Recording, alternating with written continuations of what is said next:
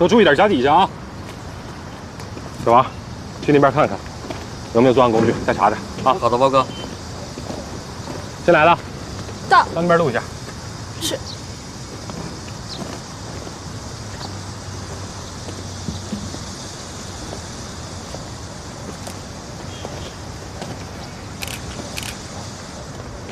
这儿呢，在查子集。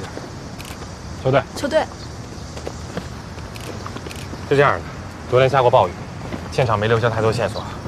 被害人脖颈处有裂痕，面部遭到人为损坏，手掌上还有一个圆形的划痕。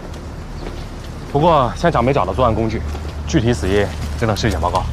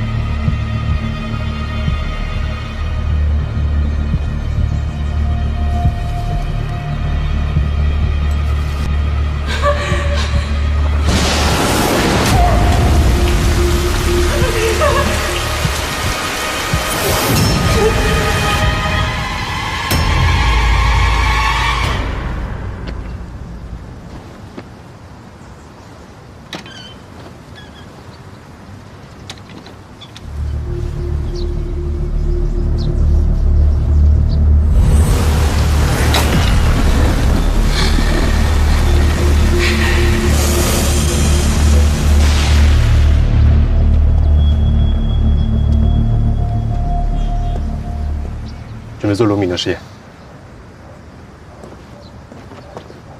看我干嘛呀？准备呀！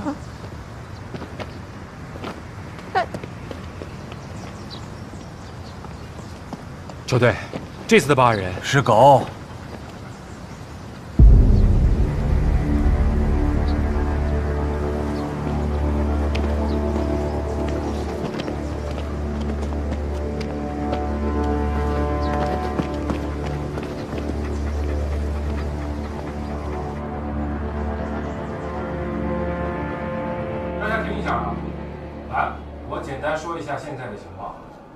根据骨龄，被害人应该是一名年龄在30岁左右的女性。通过盆骨情况判断，有过生产经历，死亡时间应该是4天前，也就是8月25号的晚上。法医检查过她的口腔，来给大家看一下啊。发现她的左排上第2磨牙期近期更换过烤瓷牙。大家尽快确认被害人身份，好吧？好，是干活。赵姐，做好以后把唐叔送回去。哎，邱兵，老钢厂我熟，不过这事儿咱们得一起查。不行，为什么？球队找你半天了，规定。你，小三，过来，我真的很熟。快点，真是规定。那个帮着佟大叔一起做笔录啊，然后给佟大叔送回去。我走了啊。来，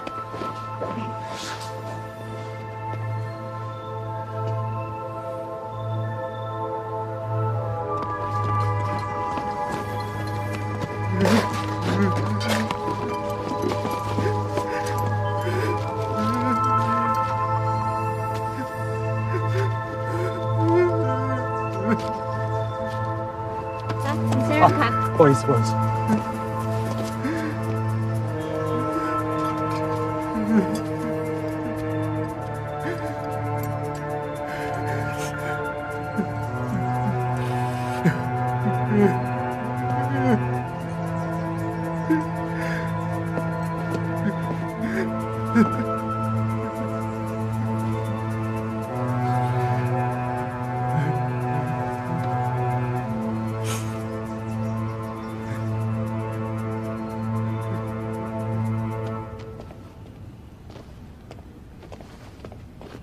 包老师，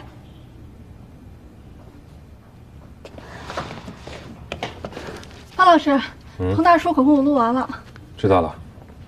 你有没有把他列为嫌疑人啊？佟大叔，不可能。他跟咱们刑警队好像……拿过去翻翻。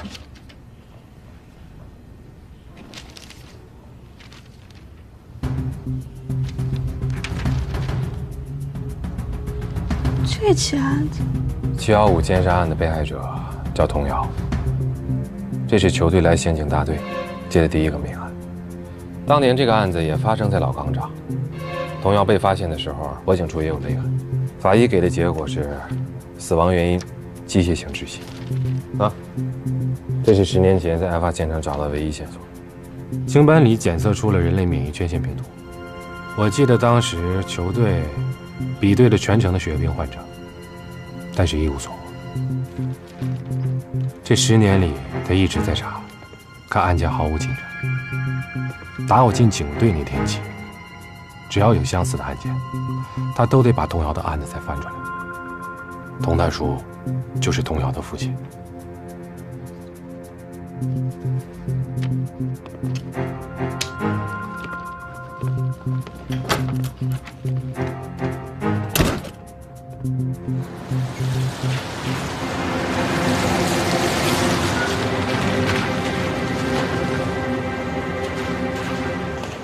根据法医解剖的结果显示呢，这次被害人的死因并不是因为窒息，而是因为被害人头部遭到了钝器的多次重击，导致脑干弥漫性轴索损伤，从而死亡。球队，我研究过童瑶的案中啊，我觉得这2个被害人脖子上造成的伤痕所使用的工具并不一样。再加上10年前发现童瑶尸体的时候，面部并没有遭到人为损坏，而且这起被害人也没有被性侵过的迹象，我觉得不太像同一个人做的。但是这2起案件都发生在老钢厂，也有一些相似性。即使不是同一个凶手，他们之间也可能会存在关联。你这是主观性判断，我这叫客观性分析。你说凶手之间存在关联，证据呢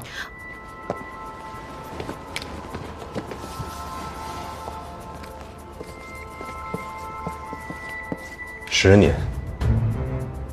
如果凶手是同一个人的话，他为什么要等了10年才作案？瞧见了吗？你得拿证据说话，别误导大家的调查方向。球队，我觉得实在不行的话，咱们先从被害人的身份开始查吧。我去趟老钢厂，晚上没准能查到白天找不到的证据。大家再检查检查啊，看看有没有什么遗漏的。好。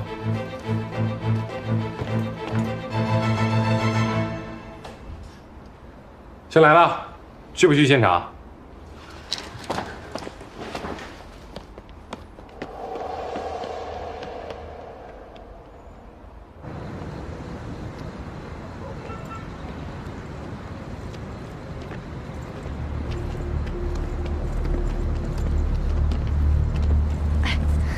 包老师啊，球队好像对这路很熟啊。当然了，这么多年，这儿都不知道走了多少遍了。那这大晚上的能查到什么线索啊？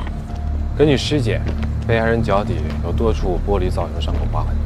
那白天不是做农民的测试了吗？这晚上可能有线索。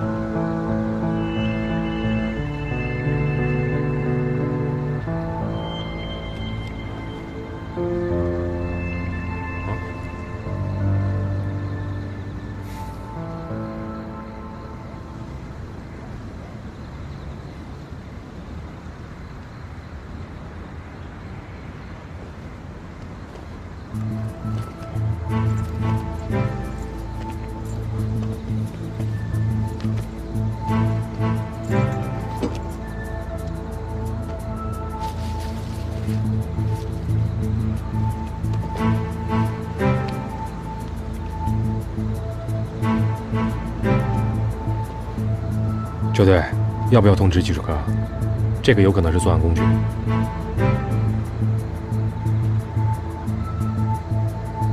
球队，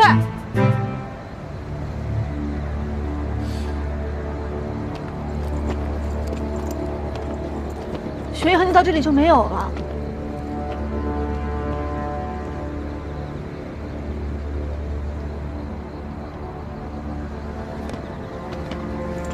哎，方老师，球队到底在找什么呀？起点。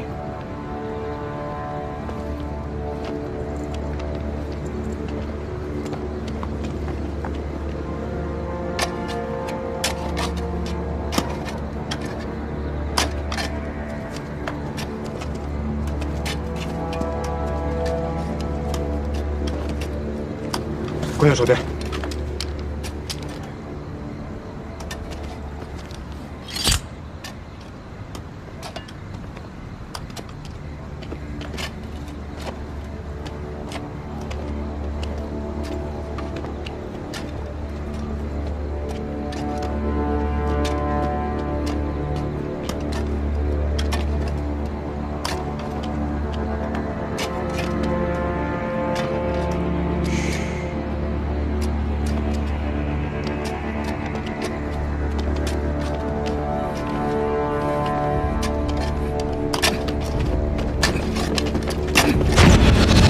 把手举起来，举起来！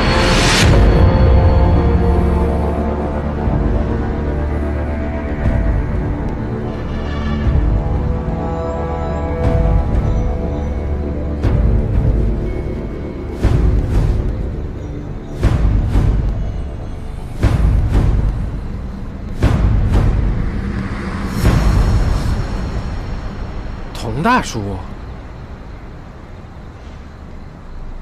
狗白天总在那转悠，我就琢磨着晚上来瞅瞅。喂，什么？另一个被害人？佟大叔，你就别添乱了。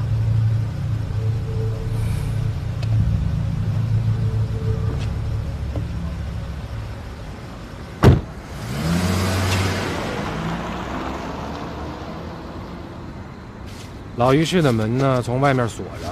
大刘他们晚上搜查时候觉得可疑，就把锁给撬了。被害人尸体就躺在老于氏的楼梯上。你过来一下。哎，来了。球队，技术科那边说能进去了。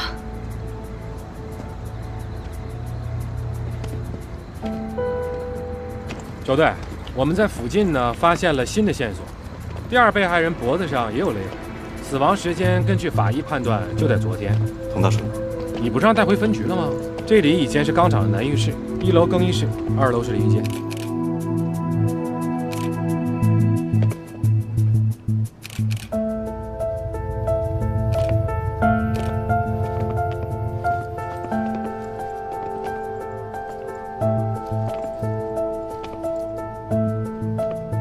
分局长，我去2楼。嗯。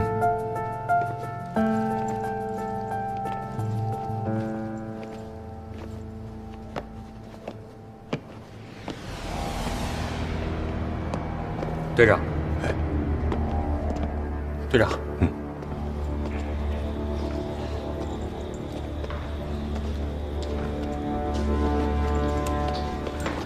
包老师，这事儿是不是跟佟大叔有关系啊？怎么把他带分局去了？球队太了解佟大叔的性子了，这案子出了新的被害人，佟大叔能不查吗？还是看着点吧。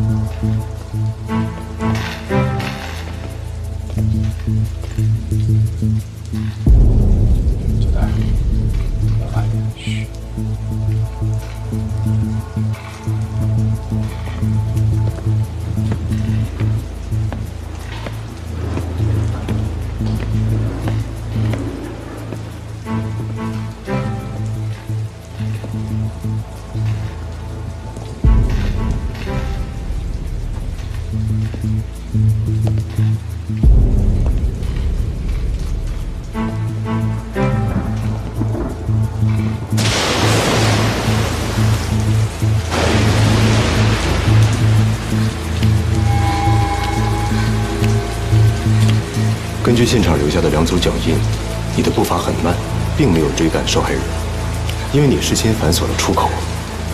这里是你为他准备的笼子。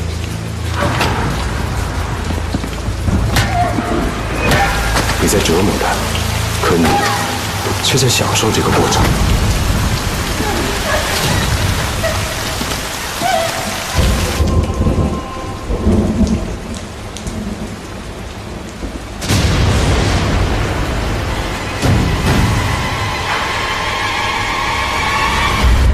你到底是谁？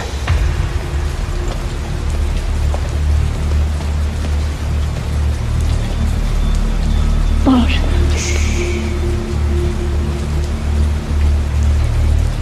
他是第一个。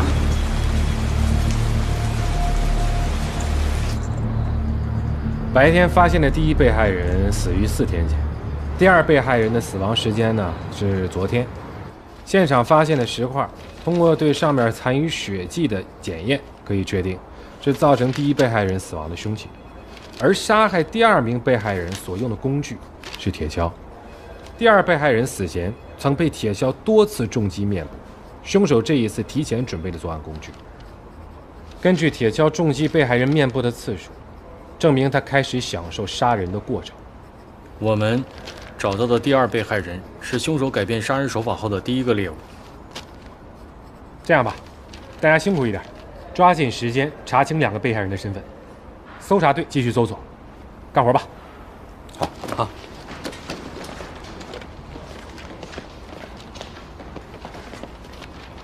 球队还有什么吩咐呀？尸检报告，我现在就去拿。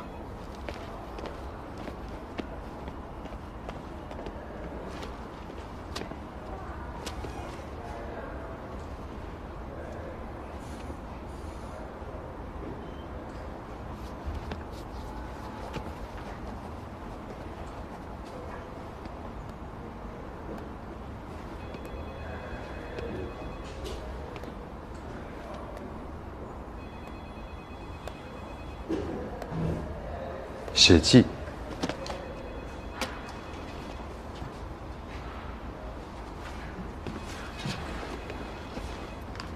韩楠，球队，你看啊，凶手在第2案发现场留下了脚印，说明他不怕被发现。那么为什么他要清理掉楼道里的血迹呢？所以我觉得凶手可能对清理血迹有一定的偏执。证据。这只是我对犯人的画像。理由。等等，包老师说过，凶手在杀害童瑶时留下了证据，证明凶手患有血液疾病。如果是同一名凶手在间隔10年后再次作案，那么凶手对血液的偏执便有了心理画像上的依据。那么这几起案件，凶手很有可能是同一个人，所以我觉得很有可能是熟人作案。你说的这些都只不过是猜测，不能证明这2起案件同10年前的童谣案有关。如果跟童谣案并案调查，或许能找到新的嫌疑人。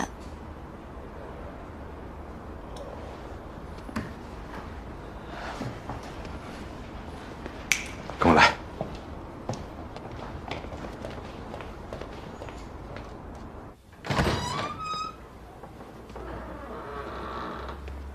进来吧。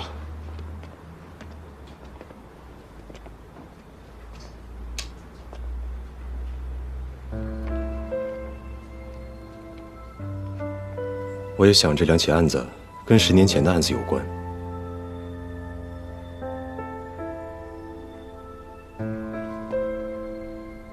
但是我们查案靠的不是猜测，而是证据。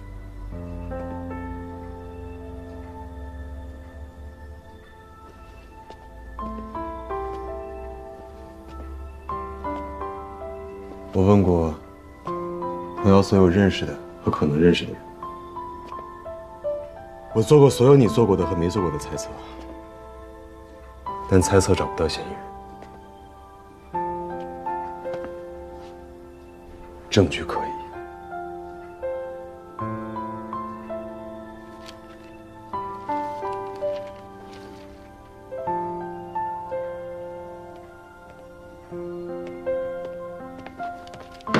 球队，报告出来了。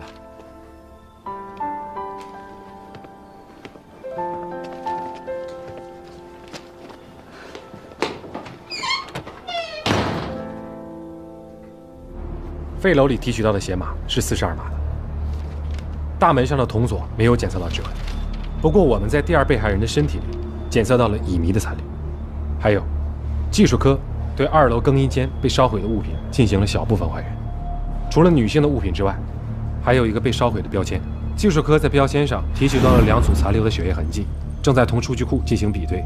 经过检验，这个标签被烧毁的时间不会少于10年。还有，捆绑被害人手腕、脚腕的作案工具已经查明，是19毫米的速钢带，跟10年前造成童瑶脖颈处勒痕的工具相同。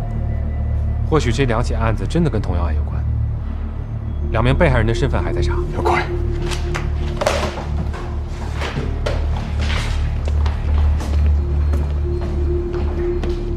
周队，让宋四盯着童大叔，一会儿去趟童大叔家。你咋不说？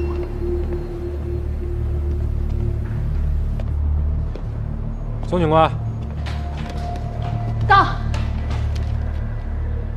那个，你就待在屋里把报告写了吧，啊。还有，童大叔不是还在审讯室呢吗？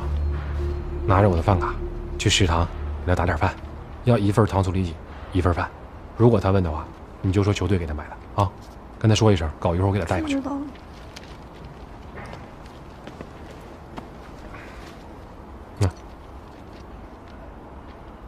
拿着。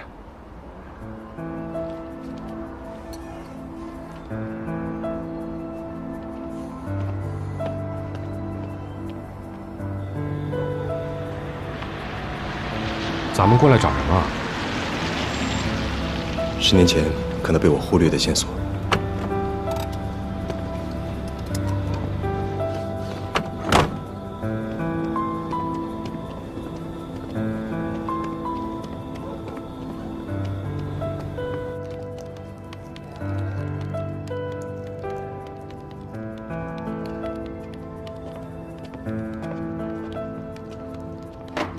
妈说吃点东西吧。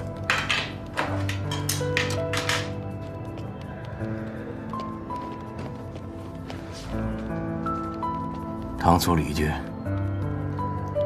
包森告诉你的。球队，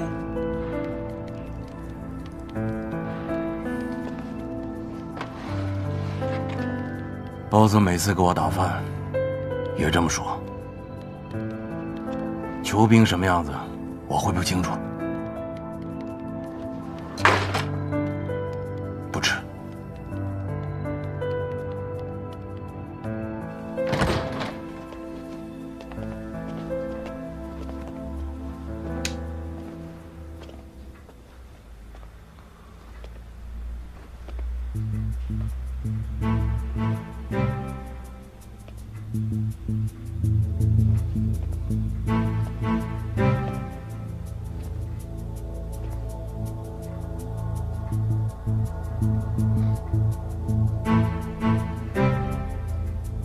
球队一直都在查童瑶的案子，有时候家都不回，就住在这里。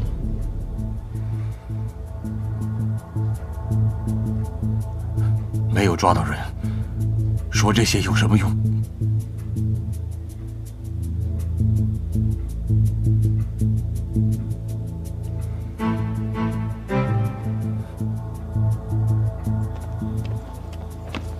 周队，找到了。走。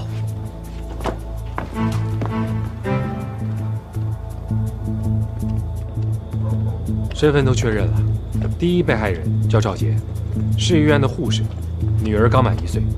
据他同事了解，平常很少打出租车，很节俭，但是经常会坐载客用的摩的。另一个呢？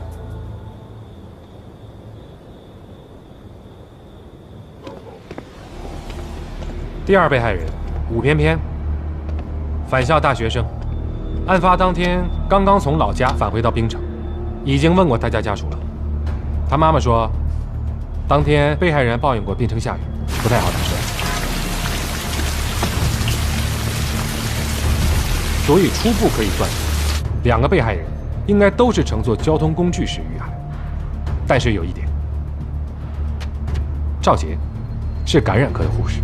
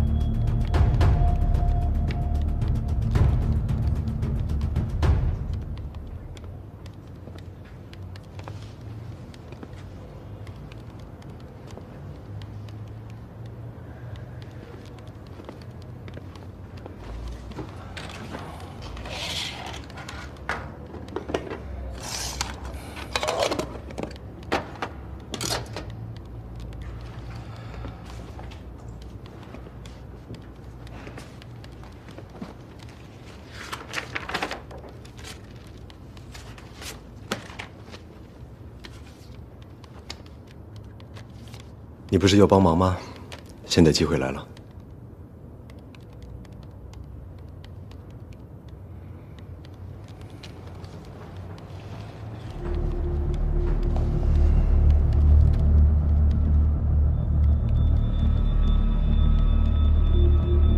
槟城摩的9队13路，鱼龙混杂。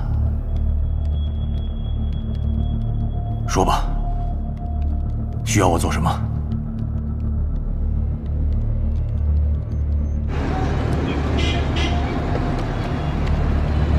师傅，跟你们聊点事儿啊，好吧？好。你好，看一下，这就是我们公司的人员名单。谢谢。资料都在这儿了。好，谢谢。这是我们医院的资料。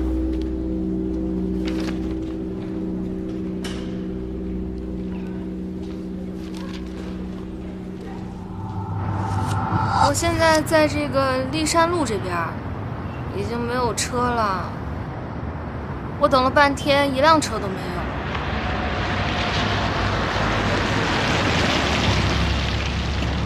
哎，你等一下啊！美女啊，这么晚了没车了，我送你吧。那和谐广场你去吗？20，上来吧。好。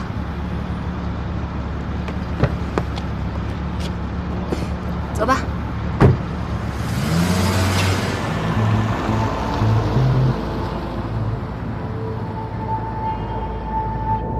对，我现在往你那边赶。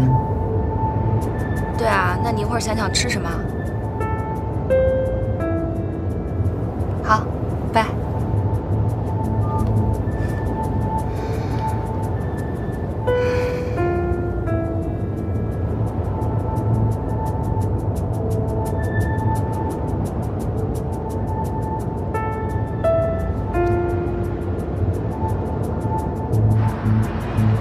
哪条路啊？不是咱们团的，黑灯蛇烟12条开黑车的。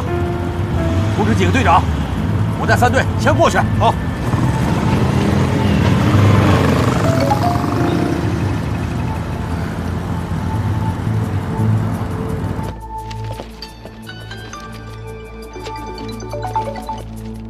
喂，我这边找到一个嫌疑人。兄弟，有嫌疑人了。刚接到佟大叔电话，案发当天有一个在汽车站徘徊的黑车司机有感染人类免疫缺陷病毒，佟大叔他们已经在追了，快！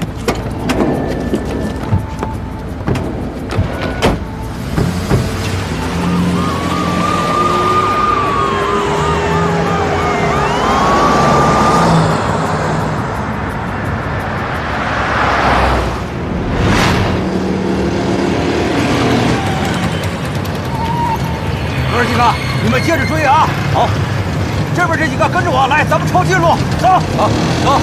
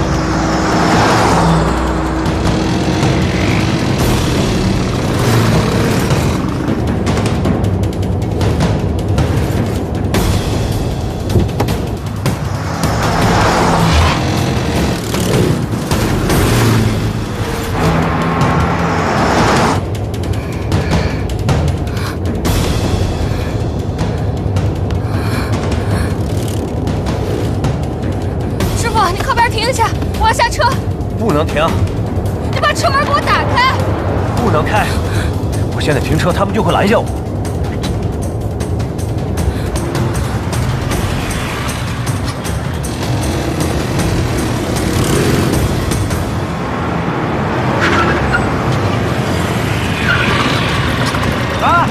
把车打了！不打！下来！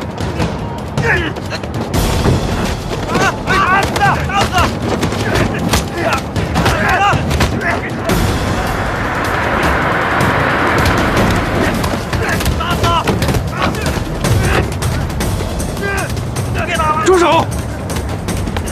住手！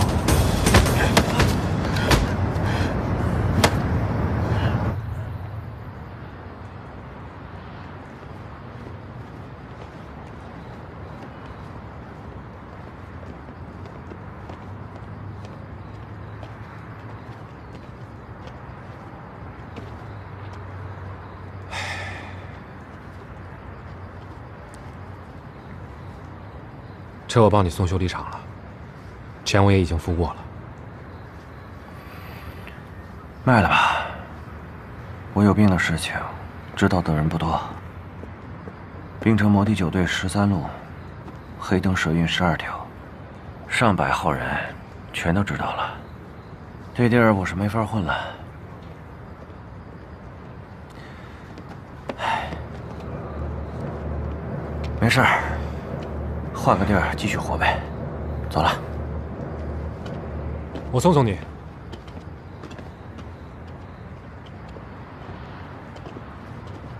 走了。哎，对了，杀人那孙子你们要是逮着了，记得告诉我一声，因为他我饭碗都丢了。一定跟您说。走了。幸亏人家没告，不然佟大叔他们都得治安拘留。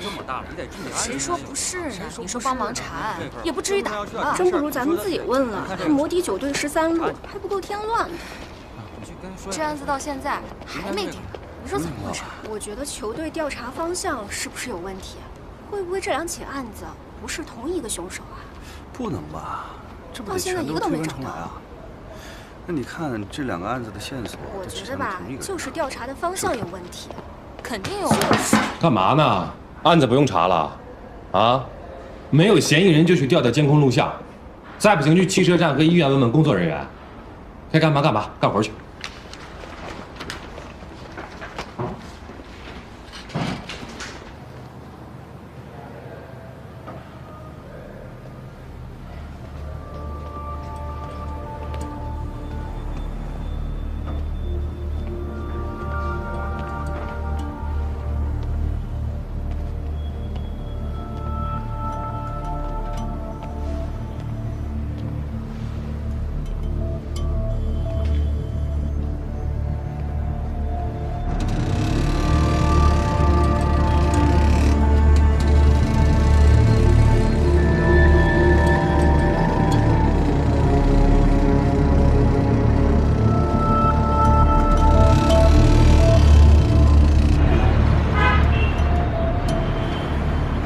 能问的尽管说，我们积极配合。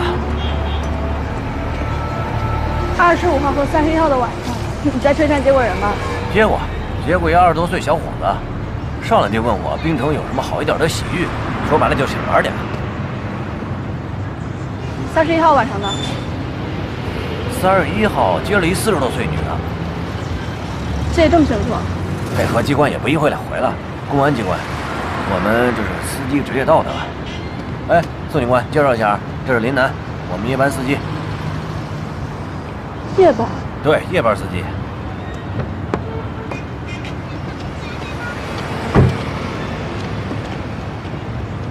林楠是吧？25号和31号的晚上你在哪？宋警官，你过来一下。他女儿前一阵去世了，一直没上班，今儿刚上班。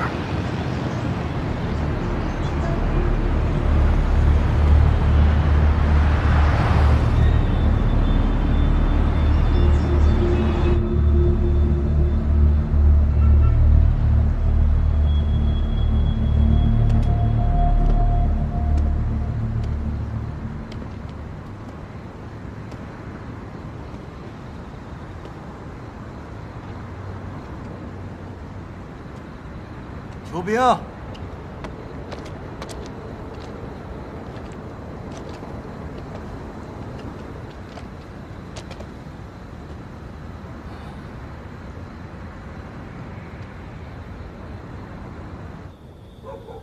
那个时候啊，我在部队当兵，瑶瑶的妈妈一个人带着她。后来，老婆去世了。我就去开了货车，很少有时间陪伴他。但是这孩子啊，天生非常懂事儿，根本不需要你对他有太多的担心。慢慢的，孩子长大了，跟其他女孩子一样。喜欢打扮，可他从来不在乎自己穿什么牌子的衣服。他的衣服啊，都是从小店儿和服装城里淘来的。放暑假的时候，他还会去打工，挣生活费。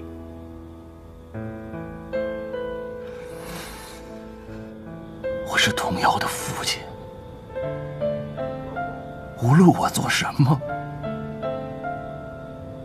都是一个父亲应该做的。跟你不一样，瑶瑶活着的时候，你连面都没见过，可是你做的并不比我这个做父亲的做的少啊。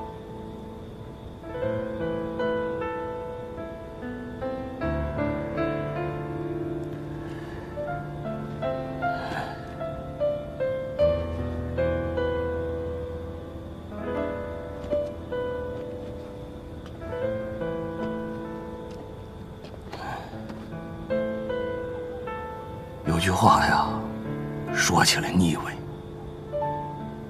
可我还要说。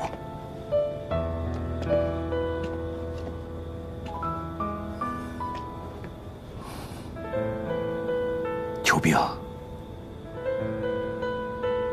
谢谢你为瑶瑶做的一切，谢谢你啊。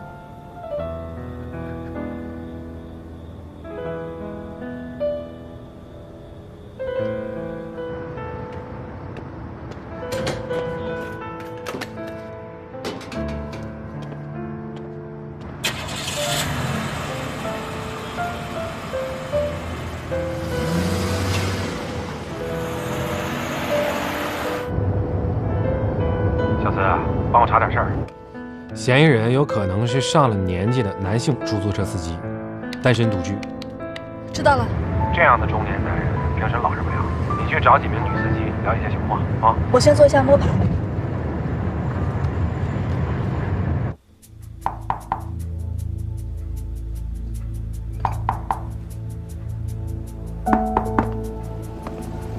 谁呀？我。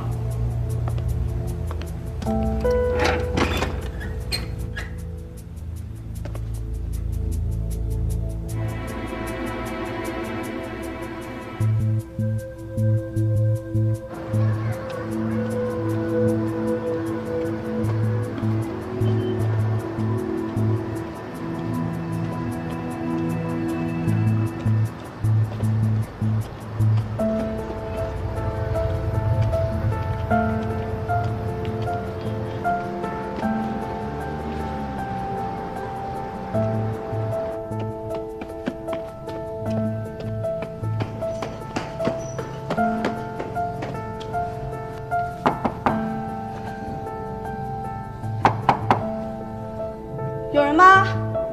我是正本飞军刑警大队的，你昨天见过？有人吗？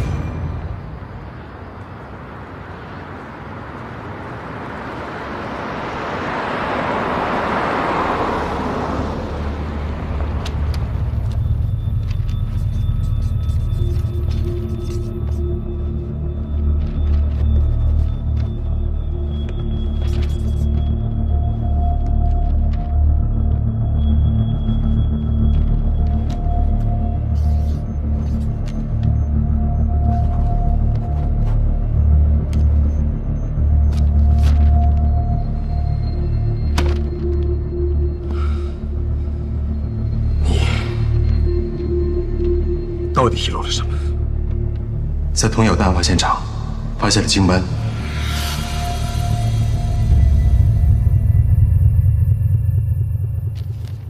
可是这两个人没有被性侵的痕迹。技术科对经斑进行了检测，发现嫌疑人是 HIV 病毒的携带者，凶手对血液极其敏感。被害人赵杰是医院感染科的护士。排查市立医院所有男性血病患者的名单，一定会有所发现。可你什么都没找到，为什么？为什么这10年间，凶手又再次作案？为什么这两个新的被害者没有被性侵的痕迹？为什么这10年，我没有找到这个人的任何线索？可能，凶手已经离开平城了。如果他离开了，那这个人又是谁？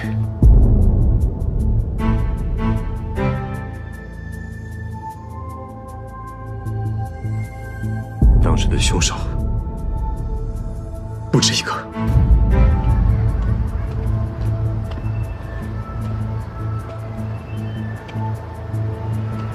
25号和31号的晚上，你在车站接过人吗？接过，31号接了一40多岁女的。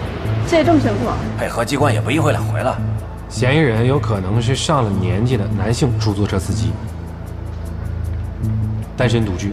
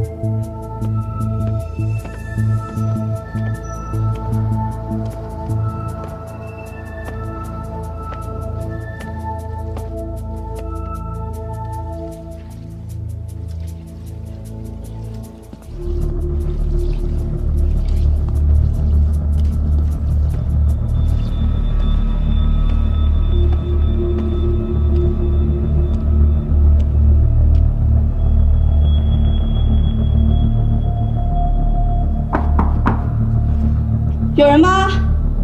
我是正本分局刑警大队的，你昨天见过？有人吗？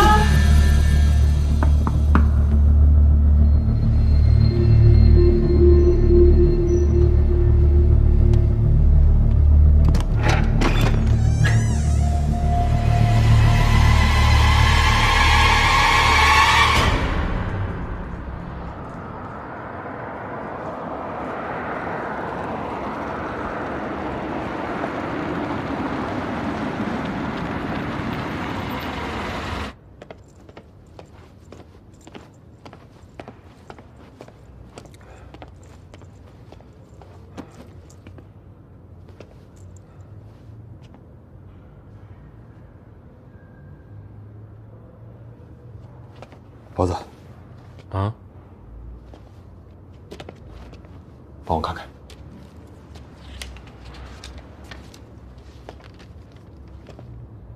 当年童谣案发时，凶手可能不是一个，而是2个。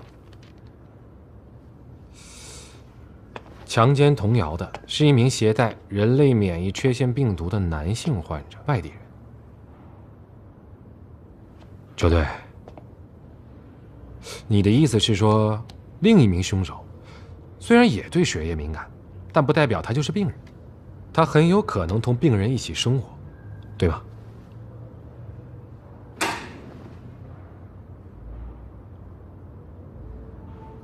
我这边查过了啊，10年内变更过职业成为出租车司机的人员名单，2名被害人没有被性侵过的痕迹，凶手呢有可能不是男性，而是女性。基于这一点呢，我们重新排查了几名嫌疑人员的口供，其中一名男性司机金海的出租车曾在28号晚出现在汽车站的附近，可金海本人呢，在这一段时间里却出现在洗浴中心的监控镜头里。代替金海出车的夜班司机正是林楠。球队重新核查了医院的家属名单，我这里有一个病历，我发给大家看一下，好吧？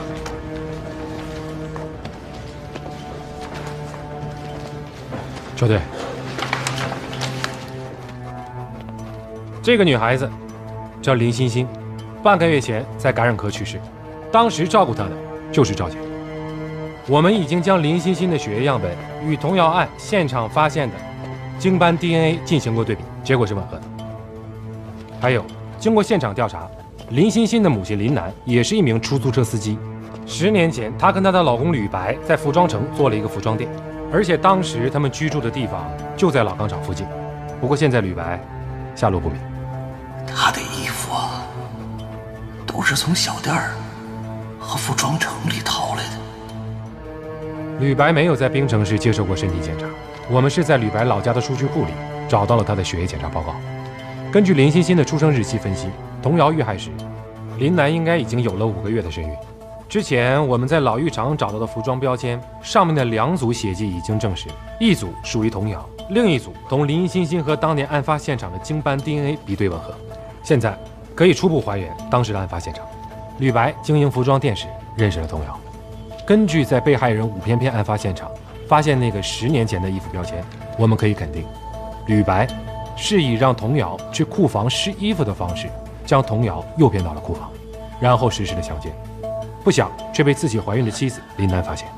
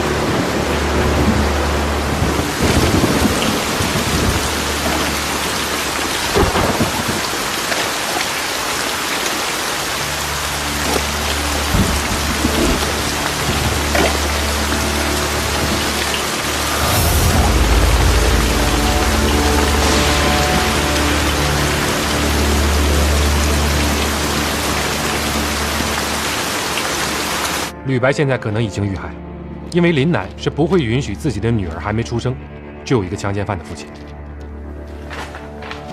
球队，我觉得可以收网了。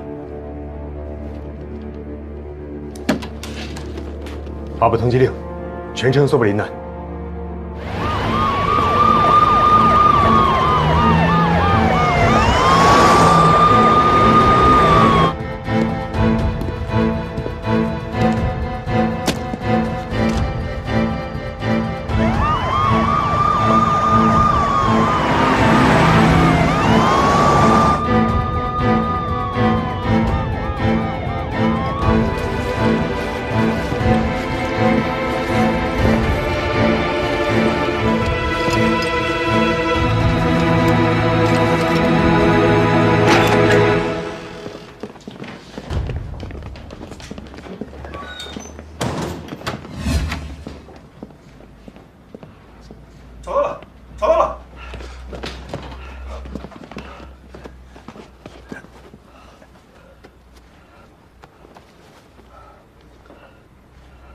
去叫救护车。好。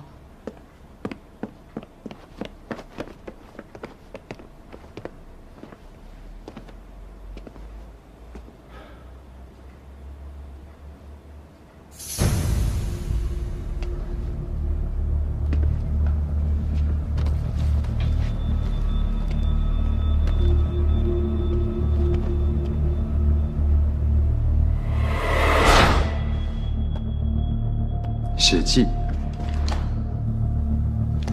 小子有危险，快走！啊！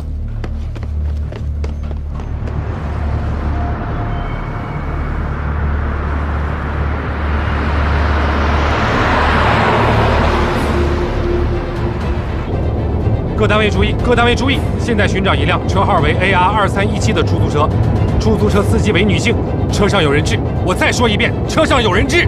也通知一下童大叔，让他发动人帮着找。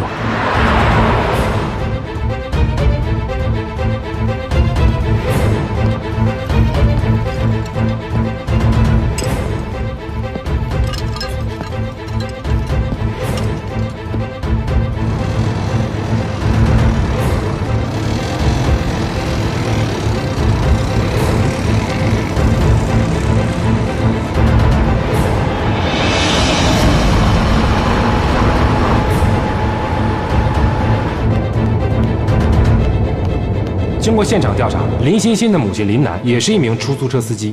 10年前，她跟她的老公吕白在服装城做了一个服装店。掉头去老城区的服装厂。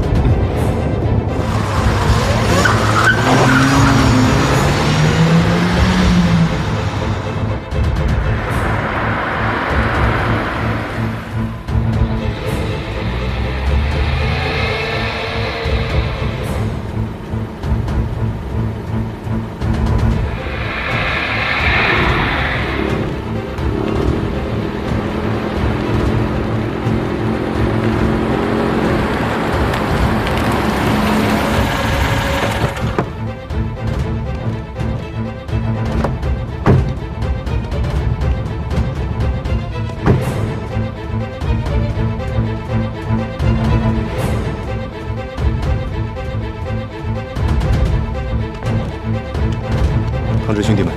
好。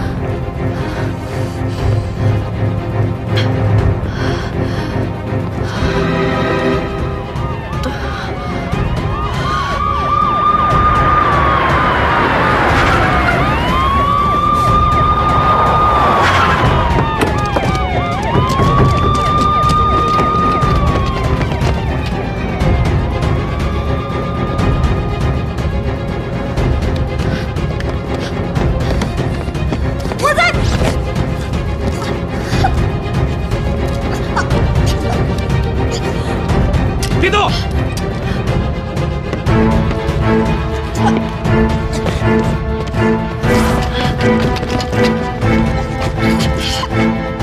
不许动！别动！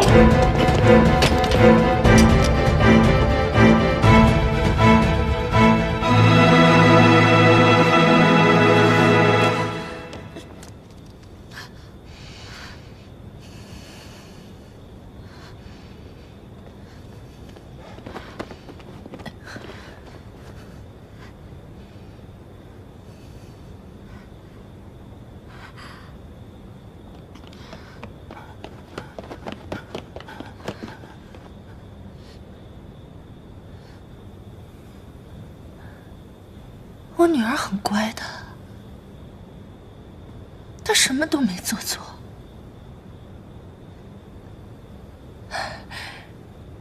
欣欣，今天作业做完了吗？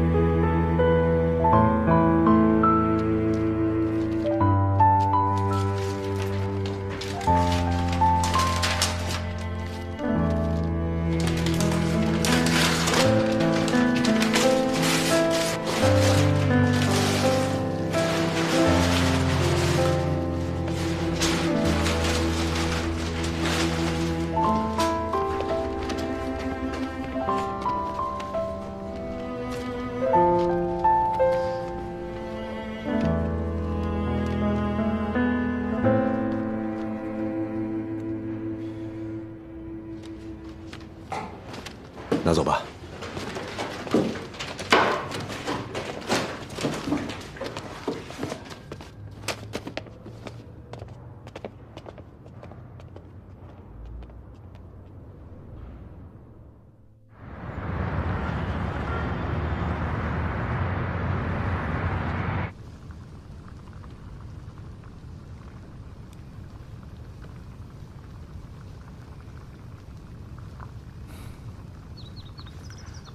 以前没事的时候啊，你总往我这儿跑，咱俩唠多久都唠不够。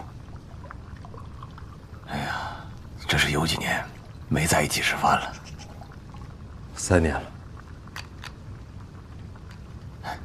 对，3年。